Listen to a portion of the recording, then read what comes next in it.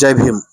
ಬಲ್ಡೋಟ ಕಾರ್ಖಾನೆ ವಿಸ್ತರಣೆ ವಿರೋಧಿಸಿ ಫೆಬ್ರವರಿ 24ರಂದು ಕೊಪ್ಪಳ ಭಾಗ್ಯನಗರ್ ಬಂದ್. ಜಿಲ್ಲಾ ಬಚಾವೋ ಆಂದೋಲನ ಸಮಿತಿ ಮತ್ತು ಕೊಪ್ಪಳ ಪರಿಸರ ಹಿತರಕ್ಷಣಾ ವೇದಿಕೆಯ ಜಂಟಿ ಕ್ರಿಯಾ ಸಮಿತಿಯು ಇದೇ 24ರಂದು ಕೊಪ್ಪಳ ನಗರ ಮತ್ತು ಭಾಗ್ಯನಗರದಲ್ಲಿ ಸ್ವಯಂ ಪ್ರೇರಿತ ಬಂದ್ ಆಚರಿಸಲು ಕರೆ ನೀಡಿದೆ. ಬಲ್ಡೋಟ ಸೇರಿದಂತೆ ವಿವಿಧ ಕಾರ್ಖಾನೆಗಳ ಸ್ಥಾಪನೆ ಮತ್ತು ವಿಸ್ತರಣೆಯನ್ನು ವಿರೋಧಿಸಿ ಈ ಬಂದ್ಗೆ ಕರೆ ನೀಡಲಾಗಿದೆ.